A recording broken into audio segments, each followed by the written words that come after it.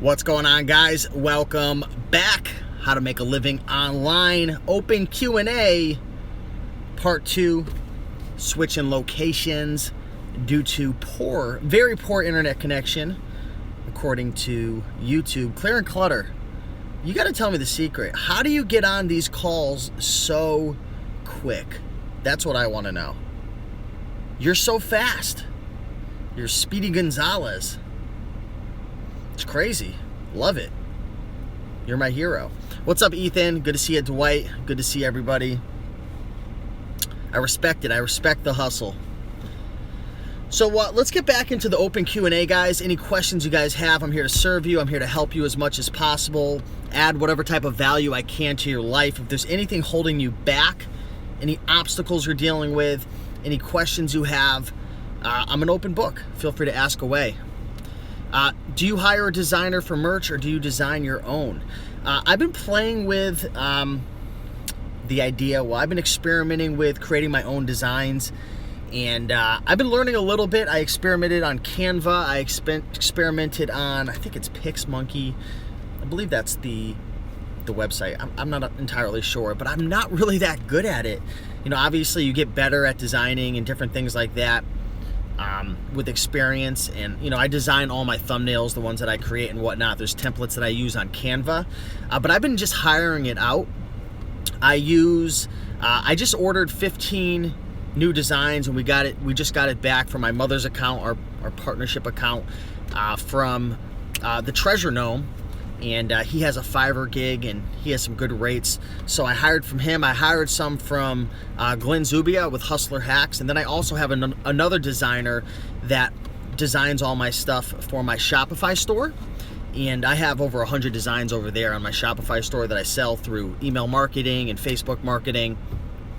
And that's a designer that lives in, where is he? In the Netherlands, I believe. And I got him off of Upwork.com. So I'm very creative, but I don't think I'm a graphic designer. I think my creativity stops there. So, you know, I would say if you're trying to determine, should you design your own or should you hire somebody? How much time do you have available? That's a big thing. If you're working a full-time job, you're selling on eBay, you're selling on Amazon, you know, maybe you have a YouTube channel, maybe you're doing all these crazy things like me. Maybe time is your greatest asset, right? And maybe you're not super like graphically inclined. Is that even a phrase? I just made that up. That should be a merch shirt. I'm graphically inclined. Then you might just want to hire somebody out, right? What is the best way to remove price tags from cardboard without damaging it? You know, there's really only two ways. You can either peel it off yourself, or you can use a Scotty peeler. Well, actually, there's another way as well. Some people use like heat guns and different things like that. Or some people put like goo gone on it, and then they do it with the Scotty peeler. Check out a Scotty peeler on Amazon. They're really cheap. Clear and Clutter says she uses a hair dryer. So, yeah, I mean, you don't want to damage the box, so I would try some of those options. Hey, congrats, the Shred Guy got approved. Explain eBay International Shipping Program. So the program is actually called the Global Shipping Program, GSP. And essentially what happens when you opt in to the Global Shipping Program, you're going to have to opt in, is when a customer internationally buys your item, you're going to ship your item actually out to Kentucky. And you might be thinking, well, you might not even know that it's an international order unless you understood that there's a fulfillment center in Kentucky that eBay uses to then ship to the international customer. But this is what happens, guys. You sell something to Germany, right? Through the Global Shipping Program. You end up shipping your item to the fulfillment center in Kentucky. Once it hits Kentucky, eBay does the rest. They fill out the custom forms, they ship it. To be honest, I don't exactly understand all the ins and outs of the Global Shipping Program. You know, somebody help me out. If somebody returns an item and they purchase through the Global Shipping Program, are you still going to have to take that out of your pocket? Because I've never had that example. And then what if somebody, you know, what if the item gets lost? I'm pretty sure that if you ship through the Global Shipping Program, my understanding is it's their liability if it gets lost or there's any customs issues.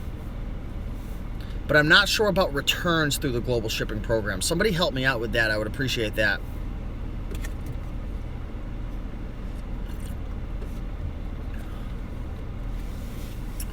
Yeah, if I'm missing your question, guys, I really apologize. And unfortunately, with the YouTube Live, the comments actually disappear, so I can't review them. So I'm doing the best I can. When I'm in the middle of answering a question, I can't be looking at the comments, or my brain just isn't that sophisticated.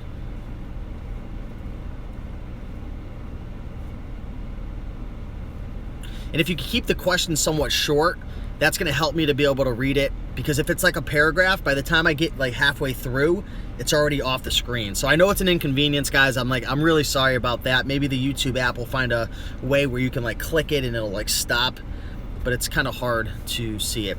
I have a 1977 UFO game, brand new in the box. I need to list that puppy up. I would get it on Amazon.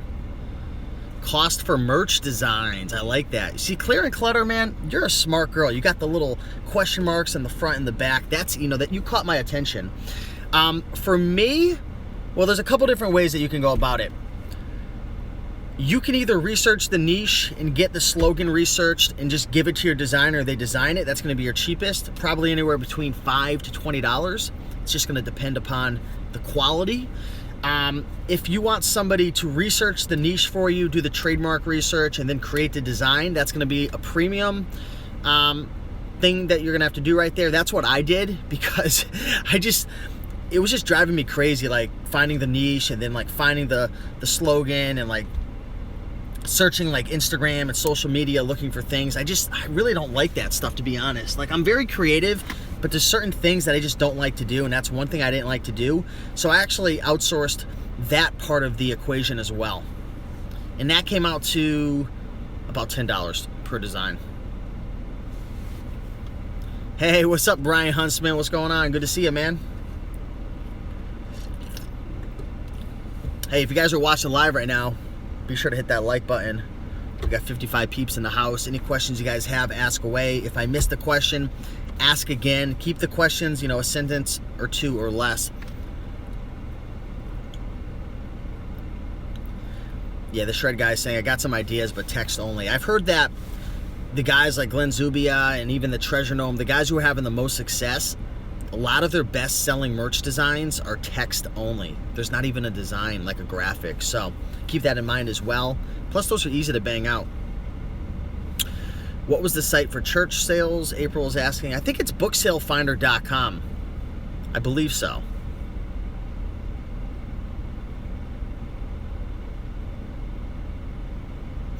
Do you use a Google spreadsheet for accounting? I actually have a bookkeeper, so we use QuickBooks. But if you're brand new and you're looking for a way to keep track of your accounting, a Google spreadsheet, Excel, GoDaddy bookkeeping is a great way to get your books in line, because you can actually sync up your credit card, sync up your bank, sync up your eBay, your Amazon, and everything. So, you can actually have your income automatically imported in, and then you just go through your receipts every week or month and, input all your expenses and then categorize them out, whether it's, office supplies, equipment, cost of goods, education, travel, things like that. So GoDaddy bookkeeping is definitely a great resource. If an item is new from the thrift store, can it be listed as new on Amazon FBA, or is it? I mean, if it's brand new in the box and it looks as if it's coming right off the storefront, like for example, say it's at the thrift store, but it was from like Best Buy, it's got to look exactly as if it's brand new. There can't be any rips in the stretch wrap, can't be any dents in the box, or else, based on the terms of service at Amazon, that's actually not new. So, just today I was at Savers and I found a Scene It board game. It was brand new in the stretch wrap, and it was $3, but and it was selling for $28. So there's about $18 profit in it.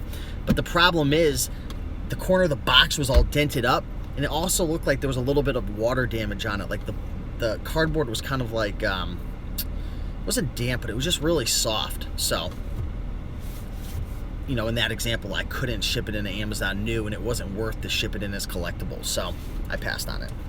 Sometimes you guys got to learn how to pass on an item, or else your death pile is going to get huge.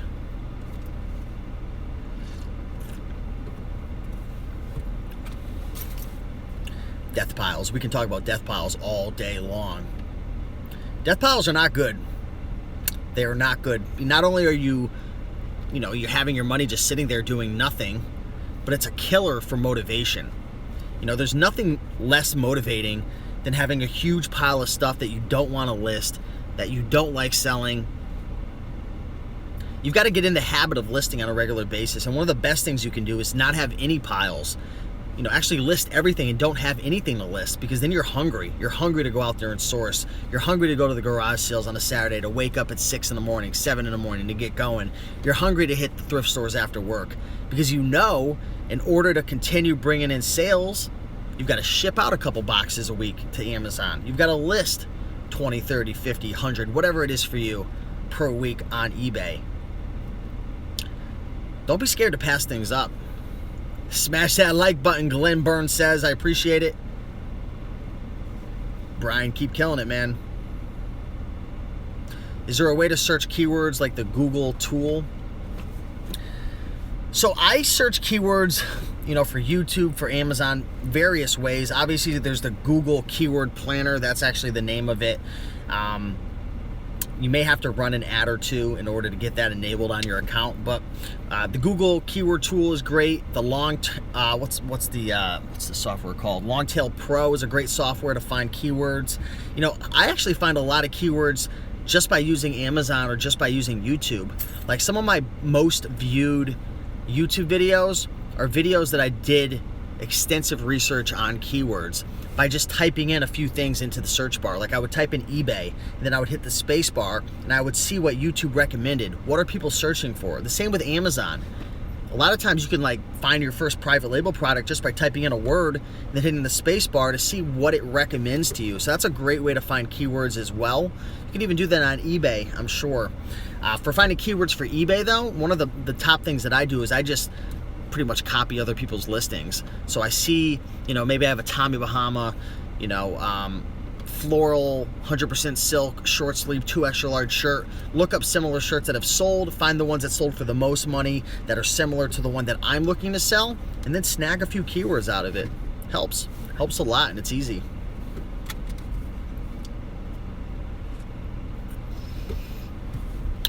Jimmy wants to know auction or fixed price, what's better? Well, I sell a lot of clothing. I sell a lot of one-off items and various things like that. You know, for me, I personally like going with, I'll just talk clothing because I guess it could be different based upon the items and whatnot. You know, if you have a really rare, like hard to find item and there's like hundreds of people who are interested in it and there's not like a million various factors like clothing, auction might work well. But for the types of items I sell, literally 98% of the time, it's buy it now, best offer, 30 days.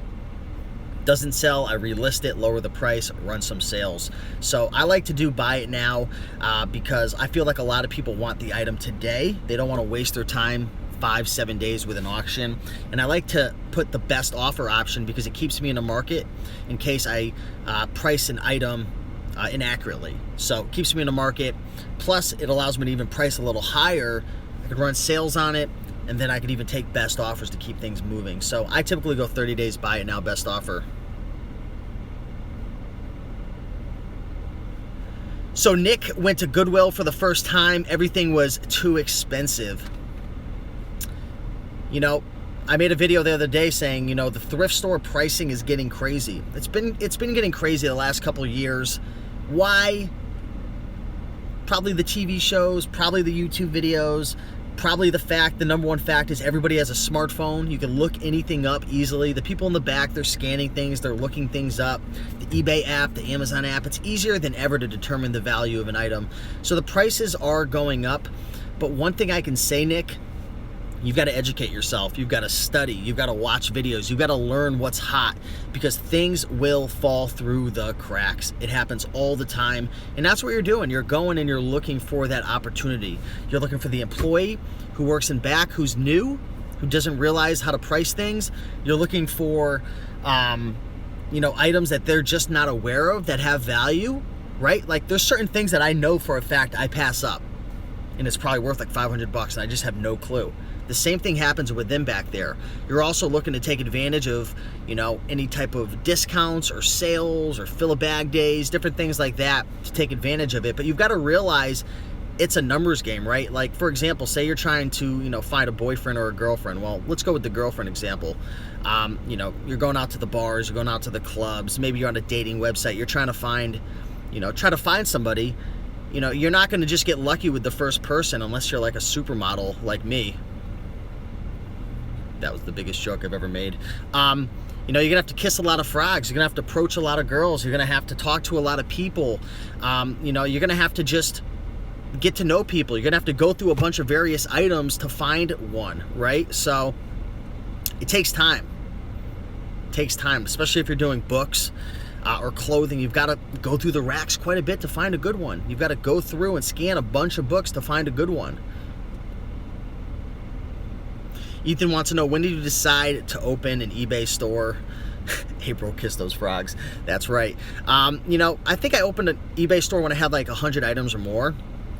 And I wanted the eBay store for literally one reason back in the day. This was like 4 years ago, to run sales.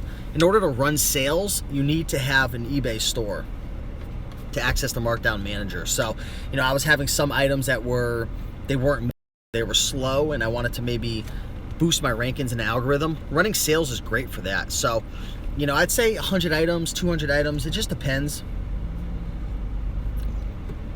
If you're doing wholesale on eBay or you have multiple SKUs, multiples of a SKU, you may want to look into promoted listings, which is somewhat new to the eBay game, and you're gonna have to have a store for that. Man, it says bad connection again. It's like spontaneous. I have 5 out of 5 bars. I'm telling you, you got bars for days. So it is what it is. What are we gonna do, guys? Appreciate you watching. I'm gonna roll out of here. I wish I could answer more questions, but the internet's not cooperating. So anyways, guys, keep on picking and making that money. Smash that like button, and thanks for watching. Bye.